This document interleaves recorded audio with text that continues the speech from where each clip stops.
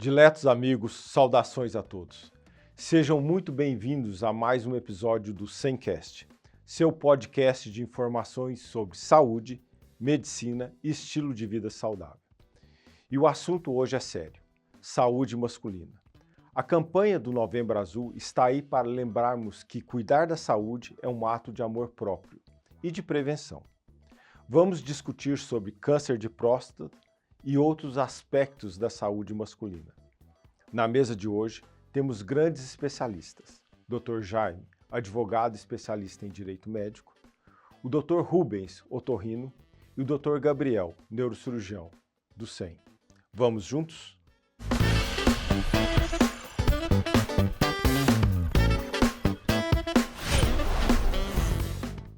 Bom, em atenção ao Novembro Azul, vamos fazer esse podcast para discutir realmente a relação do câncer e da saúde do homem, né? Na importância da conscientização, né, do câncer, principalmente o câncer de próstata, né? E os cuidados que são necessários para essas atitudes, né? Mas eu acho que primeiro a gente podia falar um pouquinho sobre o câncer de próstata em si. Qual é a maior incidência dele? Qual é as maiores complicações? Sim. Tá? Bom, Quem quer puxar? eu posso falar. É. Normalmente o câncer de próstata está mais comum na sexta década de vida. A partir dos 50 anos. A né? partir dos E 50 por isso anos, que- dos 60 anos. É. Tá? Ele, em tese, é um câncer um pouco indolente, não é tão simples de ser diagnosticado. E existem estudos realmente falando sobre a necessidade ou a não necessidade de você investigar sobre o câncer de próstata, né?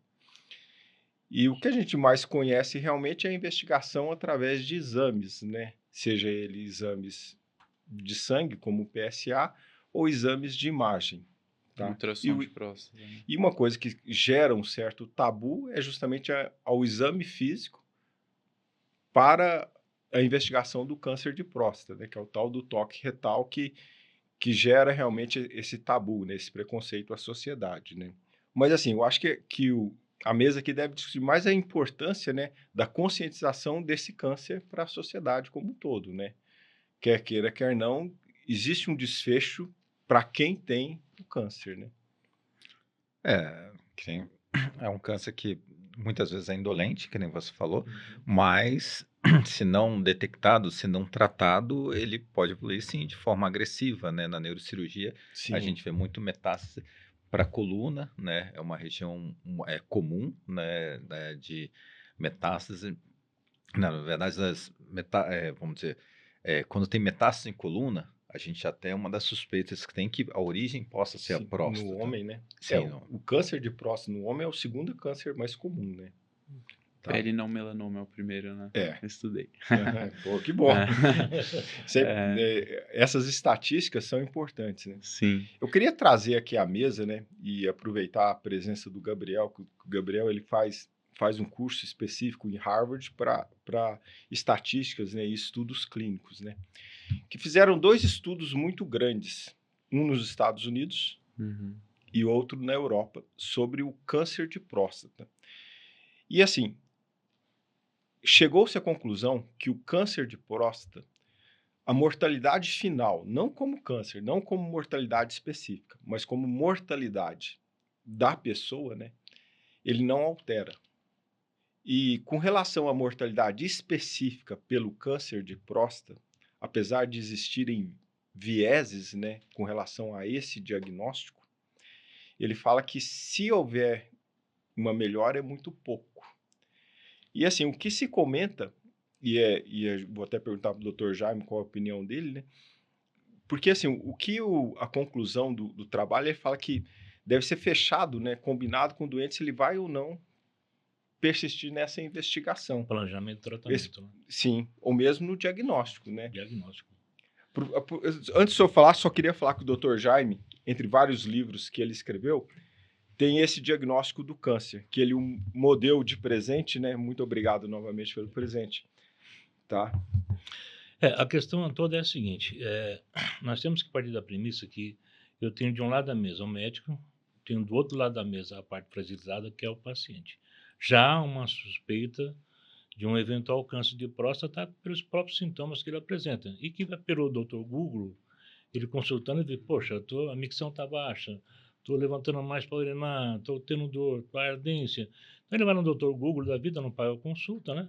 Ele já começa a fechar um próprio diagnóstico, até chegar ao médico realmente que pode ou não auxiliá-lo. Nesse momento, é muito importante que o médico ele esteja preparado com uma visão muito mais humanística para entender que aquele ser necessita de apoio, ele necessita de acolhida, né? E uma acolhida que muitas vezes no próprio hospital de UPA e mesmo no convênio médico particular, o máximo que ele vai obter desse profissional é 15 minutos de uma consulta. Sim. Né? E aí vem a pergunta, 15 minutos de consulta, como é que o senhor vai fechar um diagnóstico desse paciente? Como é que o senhor vai dizer ao paciente, o senhor tem sim um câncer de próstata? Né? Como é que o senhor vai propor a esse paciente um planejamento? Olha, embora não tenha todos os exames necessários, mas eu já estou suspeitando de um diagnóstico de câncer, perfeito? Tá bom. Mas como é que você vai discutir esse planejamento? Em 15 minutos. Consegue fazer isso em 15 minutos? Não. Sem ouvir, porque, na verdade, nós aprendemos muito pelo ouvir, né? O senhor, quando fala primeiro papai e mamãe, por que o senhor falou papai e mamãe?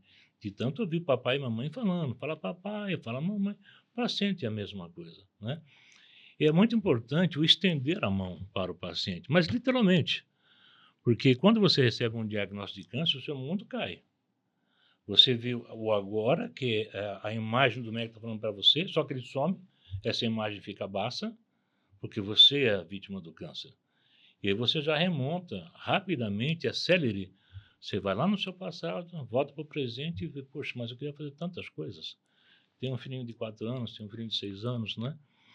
E essa humanização nesse diagnóstico é que é importante, porque se não houver uma empatia entre o médico e o paciente e vice-versa, e até mesmo o acompanhante, perdão, como é que ele vai aderir? Como é que ele vai aderir a um tratamento? A tudo aquilo que o senhor vai propor a ele, né? No caso do homem, tá bom, eu vou bloquear a sua parte hormonal, né? Câncer de próstata, Hormonioterapia. hormonoterapia, não é? Tá, e o que isso vai acontecer? Olha, o senhor vai perder a libido, o senhor vai ficar, temporariamente, o senhor vai ficar sem ter uma ereção, tá certo? Não adianta tomar Viagra, nada disso vai adiantar para o senhor. Os dados estatísticos falam que a não complicação, né? Uma das intercorrências relacionadas ao tratamento chega a 5% dos casos. Sim. Ou seja, não dá para falar que é um número relativamente pequeno, Sim. né? Tá, então, mas isso vai de encontro ao que o senhor está defendendo aqui nesse momento. Porque a adesão ela é primordial. Conscientização e adesão. Se eu tenho uma conscientização, se surgir uma empatia, tá bom, daqui nós caminhamos bem. Caminhamos em 4 mãos ou em mais mãos nós vamos caminhar, né? Então vem aquela coisa, o paciente ele tem um dono, que é o médico. E não vai ter só mais um médico como dono, ele vai ter toda uma equipe multidisciplinar para atender esse paciente, né? E conscientizar o paciente que é necessário que ele não pule nenhuma das etapas dos exames, né? Ou seja, você diz para o paciente o seguinte, você vai jogar essa roleta russa sim ou não? Uhum. Porque tem muitos exames que você faz que você sabe que é dolorido. O ultrassom transretal mesmo machuca, não adianta falar que não machuca, machuca. Sem contar aquela posição que o paciente fica, que para ele é desagradável, para a mulher é comum no próprio exame que ela faz ginecológico, né? A biópsia também de próstata é super dolorida. E sem contar que ela, além de ser muito dolorida, ela gera uma alta inflamação ali naquele local que é complicado. E eu tenho hoje médicos que estão operando o paciente com 10 dias após ele ter feito esse exame, essa biópsia de próstata, o que não é recomendado. Não se recomenda isso. Então, mas justamente a recomendação, né? E o que eu achei estranho vendo isso daí é que as recomendações não é só da Sociedade de Urologia. Você vê recomendações da Sociedade de Medicina da Família, Sociedade de não sei o quê. Todas elas têm essa recomendação.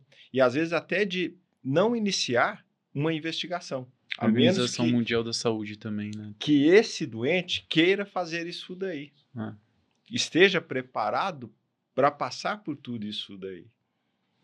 Essa recomendação de não se iniciar essa investigação, eu entendo que é um ato tão ditatorial contra o paciente, porque eu vou colocar um paciente num quadro expectante sem eu saber exatamente se ele tem ou não. Então, eu tenho uma anomalia, a minha próstata tem uma hiperplasia prostática, eu suponho que é simplesmente uma hiperplasia prostática. O cara levanta 6 vezes à noite para urinar. Cara, no dia seguinte, como é que esse cara vai trabalhar? Não vai trabalhar. A qualidade de vida dele vai pro ralo abaixo. A gente sabe que o sono é fundamental. Fundamental, para tudo. Até mesmo se você está fazendo um regime, não adianta você tentar fazer um regime se você não tem um bom sono. dorme bem, né? Você pode até atingir o objetivo, mas daqui 3, 4 meses ou até 2 anos, né? Tá certo? E aí eu falo assim, bom, então eu vou colocar o senhor no quadro expectante. O senhor volta daqui 6 meses? Gente, pelo amor de Deus, que é isso? 6 meses eu estou com um paciente metatásico. E... né? Eu acho que falta esse consenso, né? Sempre falou sobre a promoção, sobre a investigação, diagnóstico precoce, e hoje em dia eles veem essa sobrevida do paciente pós-diagnóstico, todos os exames que precisa fazer. Então, eu acho que estão investigando, né? Eu acho que como tudo tem que estudar, né? Sim, mas a dúvida é justamente essa. É se a visão da promoção, né, por Novembro Azul, e você ter um... Você entende que há um contrassenso? Sim, Desculpa te total. interromper. Já viu que há um contrassenso? Não vamos iniciar uma investigação. Então, por que você está fazendo a promoção do Novembro Azul? Essa né? era exatamente a minha pergunta, né? Como que você vai fazer Contrassenso. algo para você não o fizer? Sim, Tá. Valeu ao paciente aí? Não, pô, peraí. Eu mesmo, com relação à biópsia da próstata, eu sou contrário. Eu não permiti que meu pai fizesse, não fez, porque eu disse para o médico o seguinte, doutor, espera um pouquinho. O PSA está alterado. Tem exame de imagem, tá certo? Eu tenho rastreamento. Desculpa, meu irmão. Arranca a próstata dele e acabou. Não, mas esse tratamento ele devia ser estendido de uma forma populacional. Ué. E nós sabemos que não é. A grande Não, verdade eu é acho que essa. até, por exemplo, existe uma diferença muito grande do setor privado ao serviço público, né? Desde diagnóstico até tempo de tratamento. Sim. Na verdade, assim, desculpa, senhor, quer falar? Não, é que uma coisa que eu lembrei é que hoje em dia a gente tem muito mais acesso à informação, né? Então, assim, hoje em dia a gente tem Instagram, tem Google, tem um monte de coisa, e a gente, eu digo, população tem esse acesso. Que é bom e ruim, né? É bom e ruim, mas até assim, essa questão do Novembro Azul, qual que é a ideia? Dá para prevenir o câncer de próstata? Dá, mas não dá para prevenir completamente. Existem medidas que a gente toma, que também são bem difundidas aí nas informações, né? Para diminuir. Então, não ter o tabagismo, diminuir o etilismo, a obesidade, atividade física. Que está relacionado realmente a afrodescendentes, tem também, uma incidência maior, tem também, tabagista, Sim, tabagista, hipertenso obesidade. hipertenso não, e obesos, né? Idade, né? Sim, E a como idade. que a gente Então, vai partir de parar a 50 anos, idade? você já está no radar. Então, Você- assim, você não tem dá já para um- garantir que a gente não vai Sim. ter. Tem outros cânceres que são muito mais preveníveis do que Tem, o câncer de verdade, próstata, né? verdade. Então, assim, já que não dá para prevenir 100%, eu acho que o caminho é a promoção para tentar descobrir no começo, talvez. Só que aí entra essa questão. A prevenção. A prevenção justamente é isso, né? Médica, né? Médica. É a Na quantidade. verdade, de diagnóstico precoce. Diagnóstico Não precoce mais antes da Prevenção prevenção. para você buscar um diagnóstico Então, precoce, né? Eu acho que o cerne, né, da discussão do Novembro Azul está no diagnóstico precoce. Sim. Se você deveria, o que se questiona é se você É deveria ou não iniciar isso daí. Porque o número que você precisa diagnosticar para propor um tratamento, ele é muito, muito elevado, né? O número de pessoas para você poder salvar uma, né? Aí é essa que fica a dúvida. A minha briga tem sido o seguinte, principalmente no mundo espiritual, né? Eu tenho igrejas evangélicas, tenho igrejas católicas, tenho centros espíritas, tenho pessoal budistas, é fazer com que esses líderes espirituais tragam para dentro dos seus templos médicos, palestrantes, para pegar o seu rebanho e falar, olha, gente, esse mês é o mês do câncer tal. Então vamos dar uma palestra, vai vir aqui um professor doutor, vai vir uma equipe que pode até fazer alguns exames já na hora, é levar a informação para gerar uma janela de provocação para que aquela pessoa, poxa, eu vou me cuidar, vou buscar isso aqui. Esse é o primeiro ponto, levar a informação na base primária para que você desafogue também o hospital de referência. Então, você pode mandar essa informação tanto nesses ambientes, como em outros ambientes também. Nas escolas, pegar o adolescente, falar sobre câncer de próstata para o adolescente. Não, espera um pouquinho, mas a literatura fala que é a partir de 50 anos. Não, é para ele levar a informação para o pai. Porque eu tenho um caso de um garoto de 18 anos que está com câncer de próstata. É muito raro, que geralmente é abaixo de 50 a 40 anos. Né? Então, essa é a questão da prevenção. Aí você tem duas leizinhas, que é a lei do 60 dias, que é a 12732, de 2012. Né? Esse inicia o tratamento a partir até 60 dias. do né? diagnóstico. E aí veio a 3896, de 2019, que diz, não é mais isso, agora é 30 dias. Que, na verdade, essa 3896 foi uma guerra muito grande das mulheres para que elas obtivessem o quê? O direito a fazer a mamoplastia após a retirada, né, do câncer, a mastectomia, tá certo? Para já que fizesse as próteses.